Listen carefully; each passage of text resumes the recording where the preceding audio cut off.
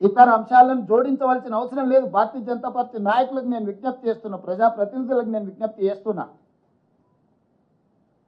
మీరు గుజరాత్ను సమర్థించడం ద్వారా నరేంద్ర మోడీ గారి చేతుల్లో, గుజరాత్ చేతుల్లో కట్టుబానిసలుగా మీరు బ్రతకదలుచుకున్నారా? తెలంగాణ ఆత్మ గౌరవాన్ని చాటదలుచుకున్నారా? మీరు ఈరోజు తెలంగాణ ప్రజలకు సమాధానం చెప్పాలి.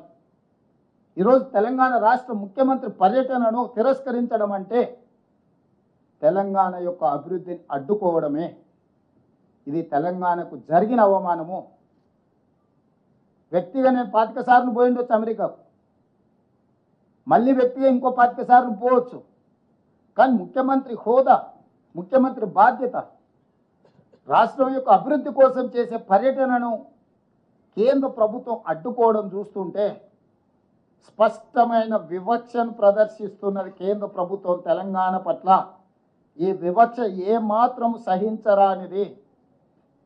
ఖచ్చితంగా ఈ అంశాన్ని మా legislative party leader Rajya Sabha Kharge గారు, లోక్సభలో మా నాయకులందరూ కూడా ఈ అంశాన్ని ఖచ్చితంగా పార్లమెంటులో లేవనెత్తుతారు. మా పార్లమెంట్ సభ్యులు ఇక్కడ ఉన్నారు, ఖచ్చితంగా ఈ అంశాన్ని పార్లమెంట్లో, లోక్సభ, రాజ్యసభలో కూడా లేవనెత్తుతాము.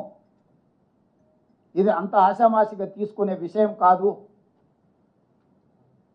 ఈ తెలంగాణ వ్యతిరేక భావజాలం నరేంద్ర మోడీ గారు పార్లమెంట్లో పదే పదే మాట్లాడినా తెలంగాణ రాష్ట్ర బీజేపీ నాయకుల మెతక వైఖరి వల్ల ఈరోజు అంత ధైర్యంతో గుజరాత్ వాళ్ళు మన అభివృద్ధిని అడ్డుకునే ప్రయత్నం చేస్తున్నారు. ఈరోజు పెట్టుబడులు తెలంగాణకు వస్తే గుజరాత్కు పెట్టుబడులు పోవేమో, గుజరాత్ అభివృద్ధికి కొంత ఇబ్బంది కలుగుతుందేమనే కుట్రతోని ఈరోజు నా పర్యటనను అడ్డుకున్నారు. వాళ్ళు చెప్పిన లెటర్లో clearance from political angle decline అంటే what is political angle? Narendra Modi Bharatiya Janata party, Revanth Reddy Congress party. Narendra మోడీది గుజరాత్, రేవంత్ రెడ్డిది తెలంగాణ. ఇదే కదా మీ పొలిటికల్ యాంగిల్, ఇదే కదా మీ వివక్ష. ఒక పక్కన గుజరాత్ ముఖ్యమంత్రికి ఇదే సమయంలో పర్యటనకు అనుమతి ఇచ్చి పెట్టుబడులను ఆకర్షించడానికి వైబ్రెంట్ గుజరాత్ కార్యక్రమంలో భాగంగా అతన్ని విదేశాలకు మీరు పంపించి ఈరోజు తెలంగాణ రైజింగ్ 2047 అడ్డుకోవడము, ఇది స్పష్టంగా రాజకీయ వివక్ష, తెలంగాణ అభివృద్ధిని అడ్డుకోవడమే.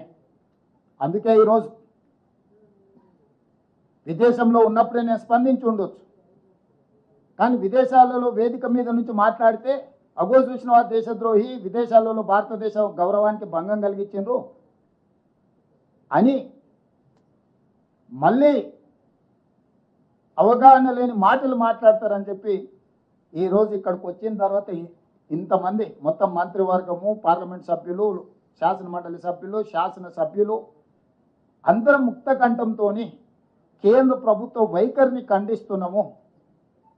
ఇది ఏ మాత్రం కూడా ఫెడరల్ స్ఫూర్తికి ఇది విరుద్ధము. ఫెడరల్ స్ఫూర్తిని దెబ్బతీసే విధంగా వ్యవహరిస్తున్న నరేంద్ర మోడీ గారి వైఖరిని మనమందరం కూడా ఖండించాల్సిన అవసరం ఉన్నది.